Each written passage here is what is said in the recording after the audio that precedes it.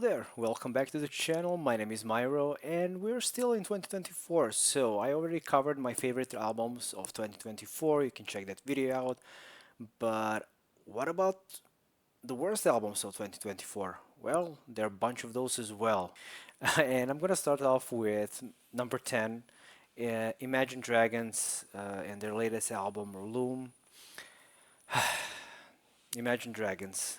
Imagine this being at least somewhat good or listenable. Album is around 30 minutes, and still it was painful to get through it all.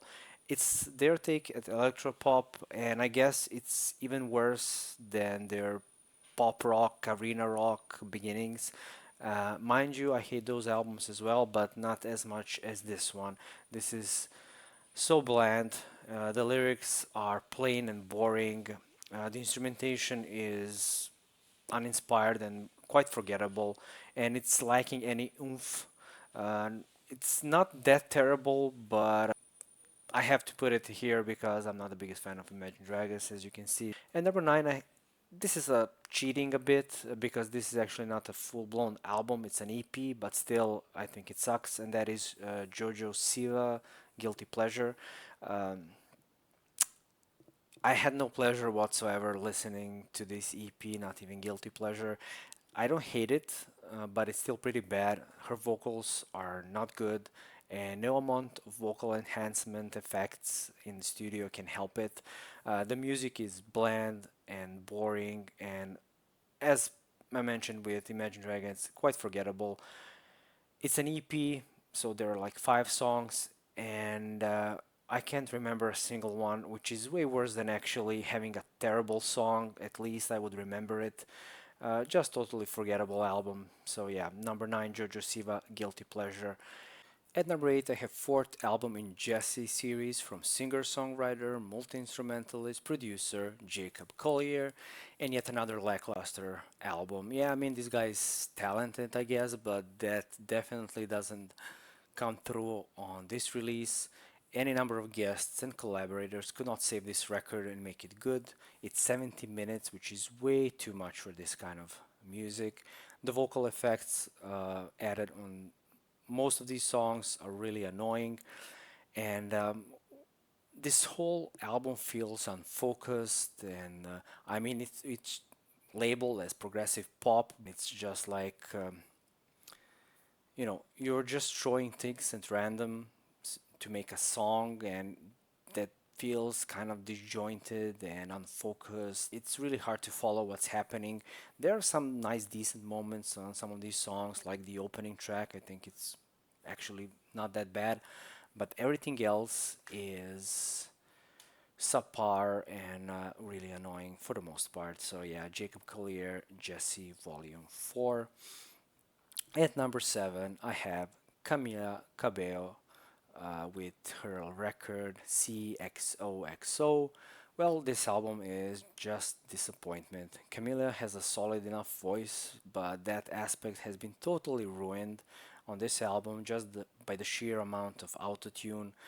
The album has some identity problems as well, and Camilla here doesn't know what she wants to do, or she does, I don't know. To me, she was trying to stay relevant and put an album that could catch up with the likes of Charlie XCX and such, but she failed miserably here because the album seems way behind on what pop music is in 2024. The album is quite bland, unimaginative, and just boring to listen to. It, it feels fake, to put it simple. So yeah, that's why I don't like it. At number 6, I have Lil Mabu with his record Young Genius. This album is just utter trash. The lyrics miss the mark. I mean, he was trying to be satirical and funny, I guess, but the execution is just god awful, and some of the lines are just plain offensive. Like on the Underdog song, a feature with none other than Lil Baby. So I'll just leave the lyrics here on the screen. The only salvageable part of this whole album is the production, which is actually decent. Everything else is pure hot garbage.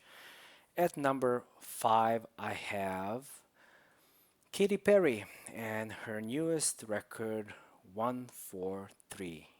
what a mess of an album. It's a soulless release that is stuck in 2010s. It sounds dated, the production is dated, the songs are bland, and Woman's World might be, if not, the worst song I heard in 2024.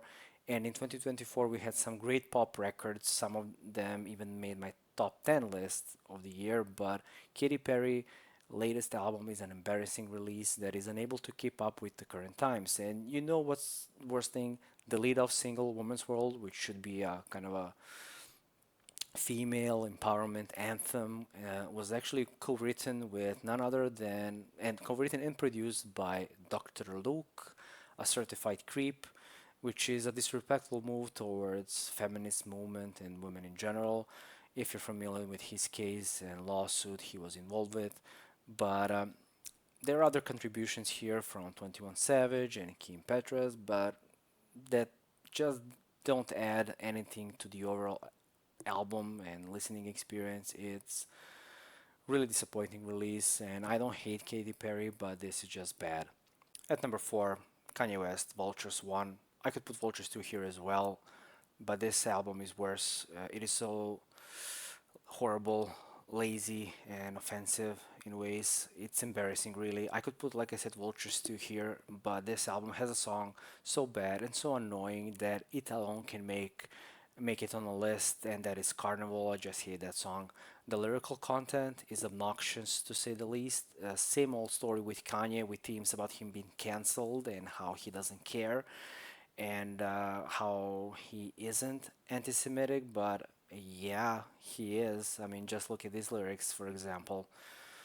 I mean, and the closing track, King, where he calls himself crazy, bipolar, anti Semite, and I'm still the king. Sure, you are king. Um, Musically, it's uninspiring, boring, and lazy. There are glimpses of some interesting production choices, but they're quite rare throughout its 60-minute runtime. And I don't know, I'm out of words what to say about Kanye in 2024 and the last couple of years, but it ain't good. It ain't good, man. At number 3, I have Lil Dicky and his second studio album, Peanut.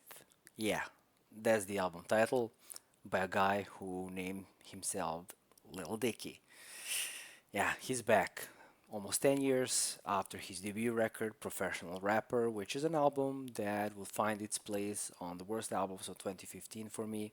And now in 2024, we have another record that's actually a soundtrack for his TV show, Dave. And to tell you the truth, I haven't watched that yet, but if the music is any indication, I surely won't watch it because this is hot, pure garbage. I'm not gonna waste my words talking anymore about this album. I'll just have to say you have to skip this one. Don't bother. Go listen to something else. It is bad. At number 2, I have Young Gravy and his record Serving Country. Country rap, a genre of music that I don't want to hear in my life, but for the sake of this video, I decided to listen to this one, and it hurt my feelings. Modern country is bad enough, but this just takes the crown as being the worst kind of music there is today. And to tell you the truth, I don't even know who is this album actually for. I mean, who listens to this kind of music? Is he trying to be funny? I don't know, but if he is, I mean, he fails the delivery every single time. Goofy sounding country beats, the whole record is cringy, and I barely managed to go through it. It was really painful, and I don't know why I do this to myself. I hate this one. I hate it a lot, and it might be even the worst, but there is one album on in 2024 that is even worse than this, and that is Falling in Reverse, Popular Monster. Oh boy, this is just horrible. The lyrics are so cringe that it hurts. The lyrics feel like they were written by a 10-year-old kid who wanted to be edgy. Ronnie is trying to justify his actions, but in reality, he is an awful human being. It is really painful to listen as well. The music is not better, it's worse. edgelord music that's trying so hard to be something relevant. The production is god awful. Everything is compressed to shit. The songs on this album jumps from genre to genre. He's trying to rap, then going into some metalcore breakdowns, and none of it's good. In fact, it is horrible.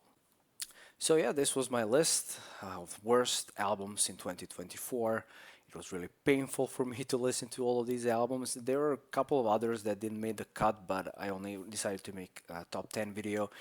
If you have your own lists with the worst albums you heard in 2024, please share them in the comments down below. I'm really curious if I missed anything because some of these records were really painful to go through, especially the first three.